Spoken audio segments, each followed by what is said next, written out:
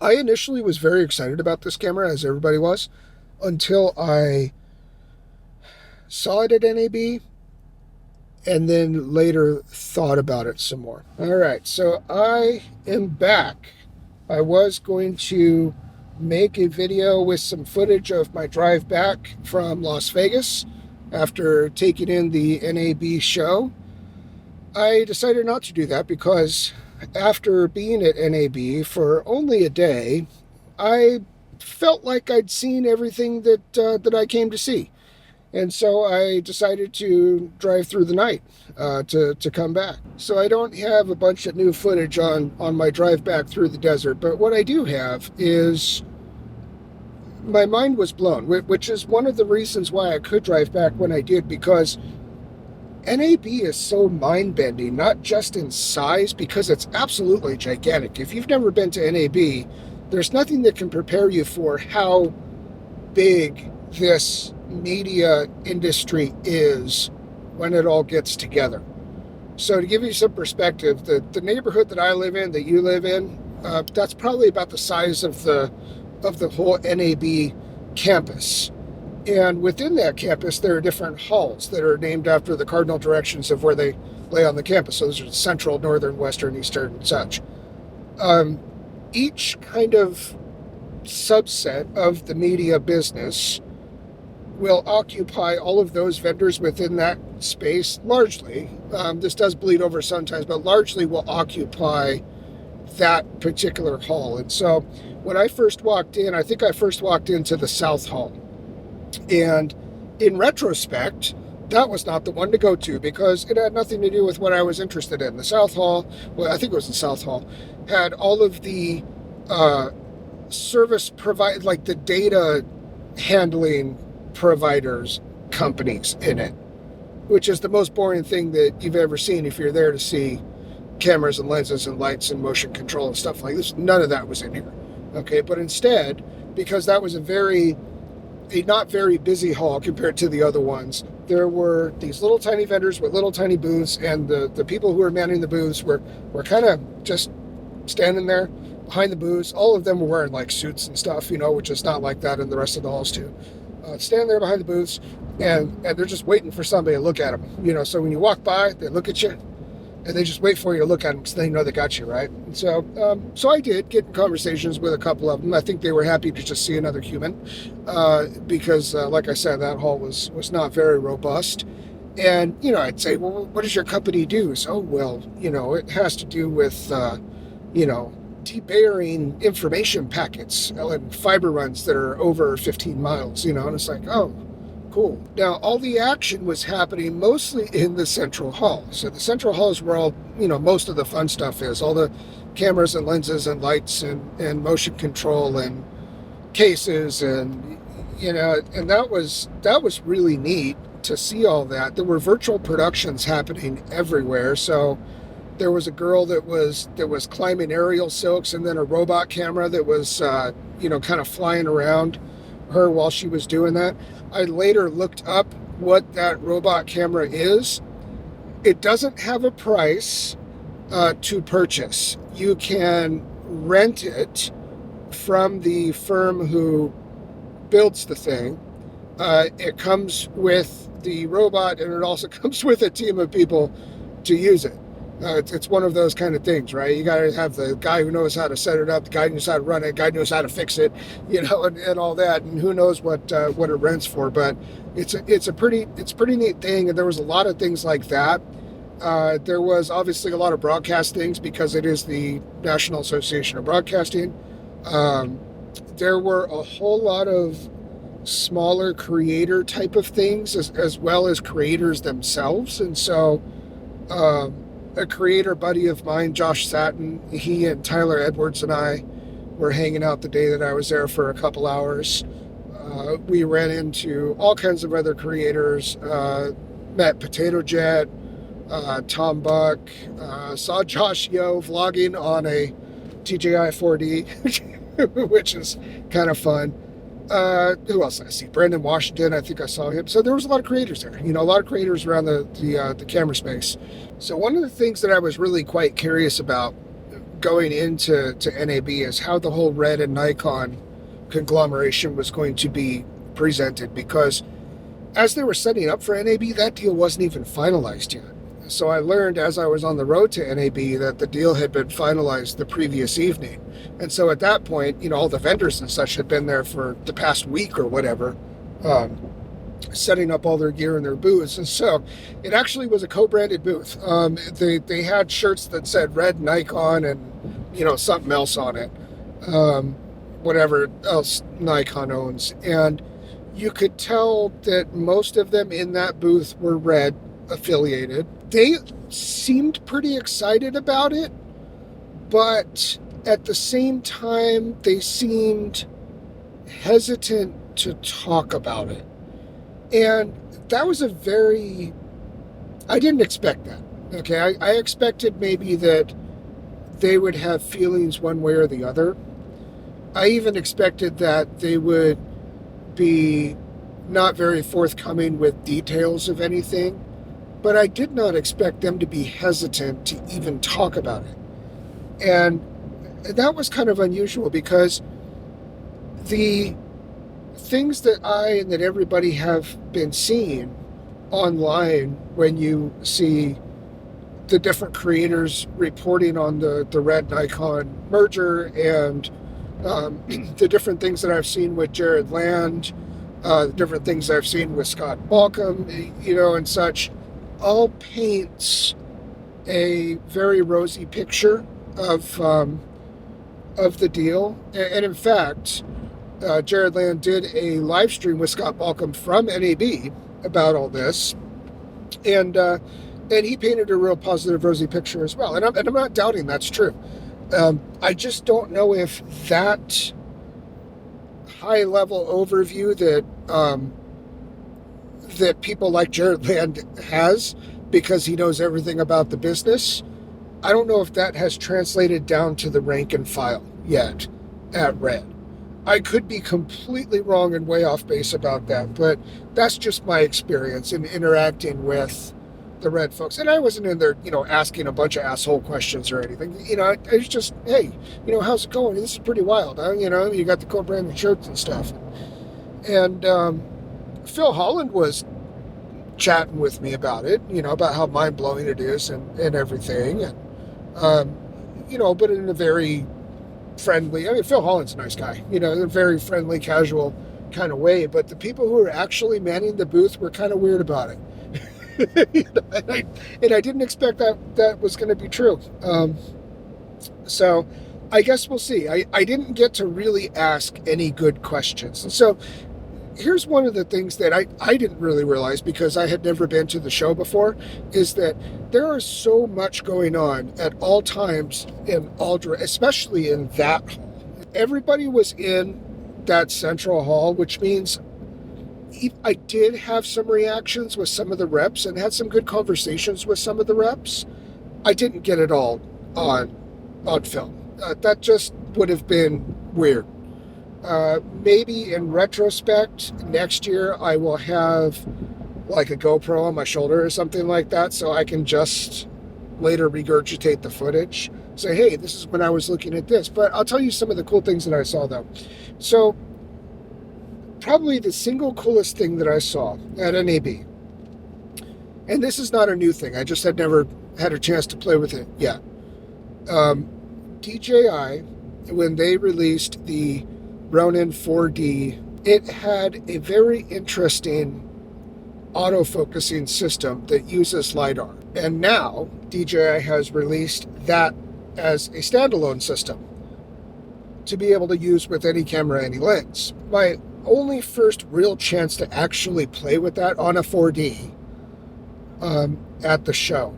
And it's such a mind-blowing thing, because it uses LiDAR to range whatever you are telling it to focus on. It autofocuses with it. But the mind-blowing thing about it is it builds a depth map, a visual depth map of, you know, of the signature of whatever it's pointing at based on how the LiDAR is returning to it, right? And it depicts that from a bird's eye point of view. So as I'm driving here, the bus in front of me, if I were to point this LiDAR thing at it, I would not see the back of the bus. I'd see the top of the bus, as it is able to show it to me by what it can see from this angle.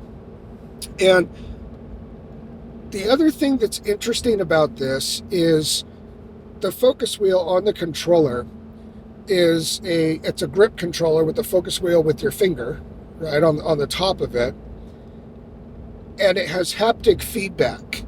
Depending on where the bus is in front of me, that's going to be the stiff point in the wheel. And then if I want to pull focus into the bus, it can do that automatically. If I pull it out, it'll return. But you can feel all of this through the wheel and with your finger, right? And I can only imagine, I didn't get that deep into the weeds within the menus and such, but I imagine you can probably make that behave in different ways. You know, the resistance on it, and does it return to center? How quickly does it return to center? But that haptic, that stiffening of the action and the springing back to the center point moves with the focus point.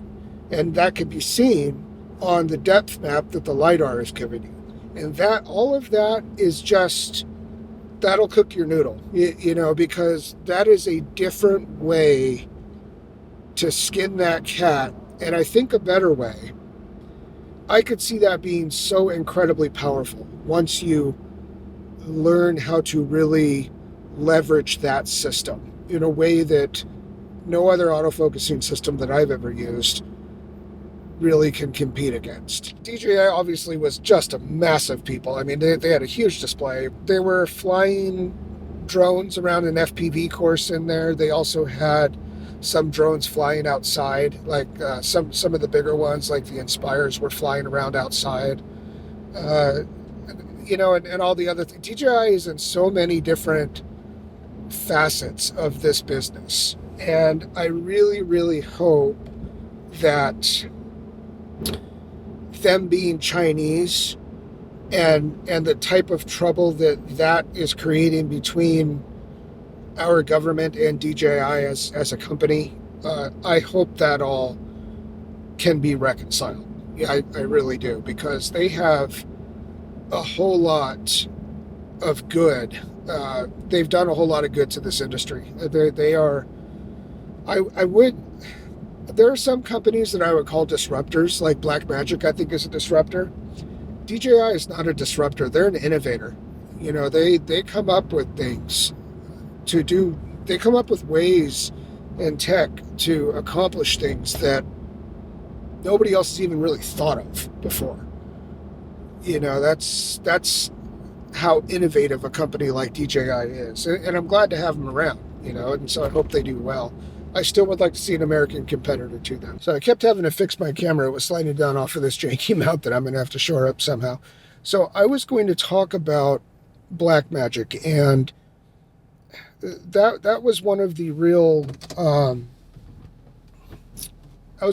high points of the show, is the cameras that Blackmagic, everybody's been asking for and waiting for and hoping for a box style camera from Blackmagic for many, many years now. And they kept on giving us just these, you know, plastic football ones. Now they have the Pyxis, I think is how they're pronouncing it, which I got to see. I did not get to play with it because at NAB it was locked up like it was the Hope Diamond behind a piece of glass, but you could get right up to it. You know, it was like a glass box. You could get right up to it, see the actual scale of it. You know, okay, how big is this thing really? Where are all the buttons and such on it? And I initially was very excited about this camera, as everybody was, until I saw it at NAB and then later thought about it some more. And some of my creator buddies, I kind of floated this idea by. I said, you know, maybe this is a hot take, but you know, I'm not really that impressed with it. And here's the reason for that. One, okay, the Blackmagic guy that was manning that, I mean, there are, you know, many of them manning that booth, but the one that I had the attention of, who was manning that booth that was over by that camera, didn't confirm or deny, or I think maybe even really know, although he did have an Australian accent, so he's, you know, speaking the right accent for somebody who would know. Maybe didn't even know if it is the same sensor as the cinema camera, so the most recent iteration of the plastic football one, the full frame one with the L mount on it. I think it's the same sensor, exact same sensor. He wouldn't confirm or deny, but I don't think that's him trying to be shifty about it. I think he didn't know. I think it's the same sensor. I think it makes manufacturing sense for it to be that. So, if it's the same sensor, then there are a couple deficiencies in it, right? As has been tested by CineD, as has been tested by other creators and such, it is not especially good in low light, even compared to their Super 35 sensors in the Pocket 6K cameras. Those tend to do better in low light at higher ISO than the full frame one is. And much like the Super 35 sensors that they have, it's also a very slow reading sensor, which means you're going to get the jello rolling shutter effects with it. We'd been asking, the collective, we had been asking for a box style cinema camera like a Red Komodo, right? Or like a Z-Cam or like a BS1H or like, we want a little box style Cinecam. Blackmagic already does that too, by the way, with their micro 4K cameras, but those are meant really to be installed, to be installed and to be, networked and talking through link and all that kind of stuff, right?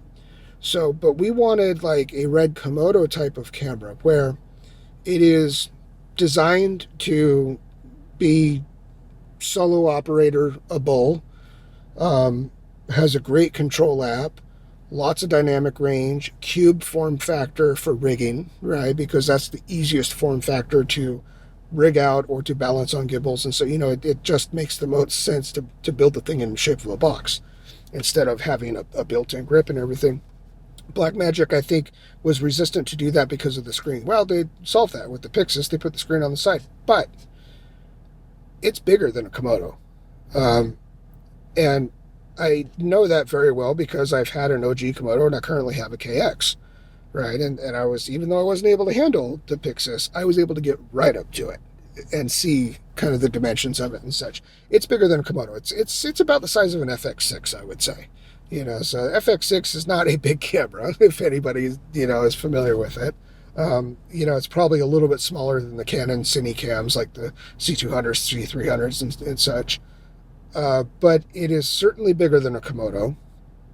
And it has the same sensor that is not especially good at low light, nor is it very good at fast motion capture because of the speed of the sensor.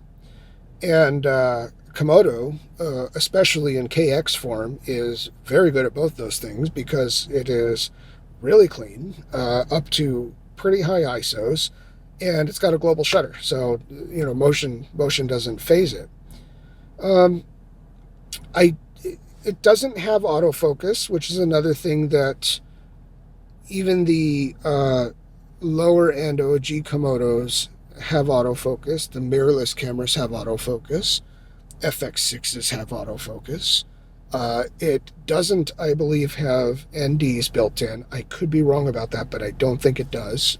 I don't think they have figured out a solution to put NDs along with their full frame sensor. So that's something that FX6 has.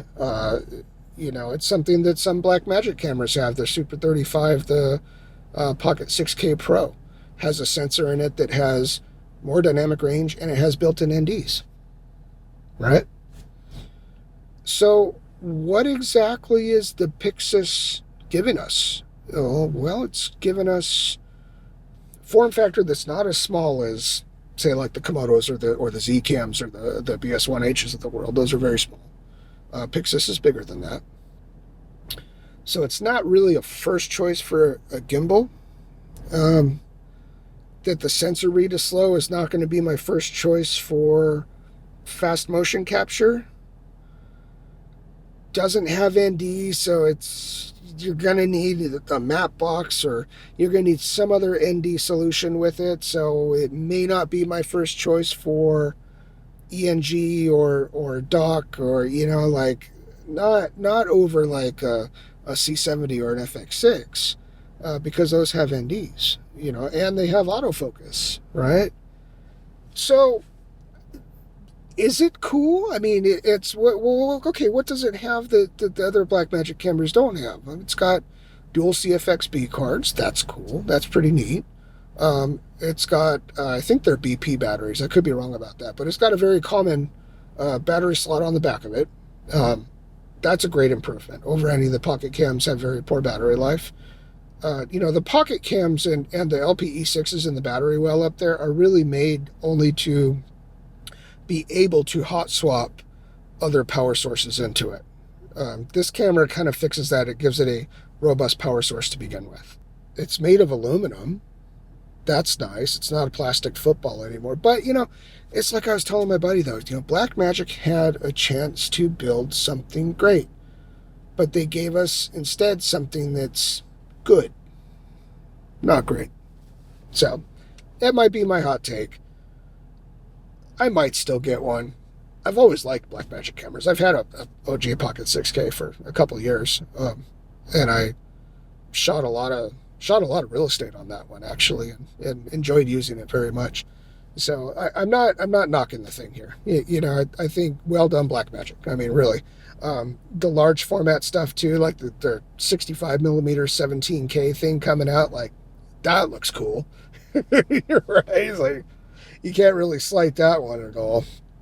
But yeah, but the Pyxis is kind of a weird thing. I am curious to see who buys them. I'm curious to see what type of projects they end up on and around. Because like I said, for all those different reasons, I would not choose that camera for all those different types of things. Not as a first choice. So the last thing that I want to talk about is something that I will buy. I saw only one thing in this whole city of products that I said, you know what? I'm going to buy that. And that was a streaming device. That was the YOLO Box Ultra, I think this one is, which is a 4K now. The old ones were not 4K. This one is. Switcher, encoder, kind of all-in-one device. And so the way that it works is you don't need a middleman piece of software, whether that be OBS or StreamYard or whichever other one you want to talk about, because this does everything on board. You can stream to all these different platforms I think 4 of them, I think it is simultaneously. You can make ISO recordings. It's got so much functionality as far as routing goes. It does cellular bonding, so you can bond and combine the bandwidth from, say, like a 4G cell and an Ethernet, or different sources of data stream to be able to get a 4K stream out. You can bond all of that together within it, which is neat. It has ability to bring up and feature comments in the stream, again, without having to use one of those third-party softwares. So it's a really neat solution, I think, for streaming. The only thing that I am maybe a little hesitant of is the actual way that you control it just by poking things on, I think it's like a 7-inch screen, just by poking things on the screen, as opposed to, like, when I live stream now, I am looking into a teleprompter that is displaying my PC. So I have the mouse that I can then just move around as I'm looking into the teleprompter and not have to disengage from my audience to, like, feature a comment. Like, with this kind of thing, I don't know if you can do that. I didn't ask that question. I maybe should have. Can you hook up a mouse to it, then have a confidence monitor that, is separate from your clean program feed and such? But it does so many cool things that I would not be surprised if it did that too. Or if it's like going to be happening in a firmware or something. It's really neat. It's really neat and really powerful. So I was pretty stoked about that. So that is the one thing that I say, okay, I'm going to buy one of those, and I will. If you enjoy these videos, I'm not going to do the like, subscribe thing. I think my call to action from henceforth until I decide that it's not doing anything beneficial is to ask you to comment, below, and we'll get chatting about different kinds of things. And so this time would be, what did you like at NAB? What have you seen coming out of NAB? I saw a Sony lens today. It wasn't a particularly interesting one, so I'm not even talking about it. It's a wide angle G lens that has a pretty narrow range. It's like 16 to 25 or something like that. Meh, who cares? So anyway, I'm going to sign off. Thanks for sticking with me. I think I'm going to do this kind of thing a bit more often because I can just be in the truck going to somewhere, a job that I have, and just be rambling at the camera. I'm going to get this mount figured out so it stops slipping down and such. And I'll see you soon. Peace.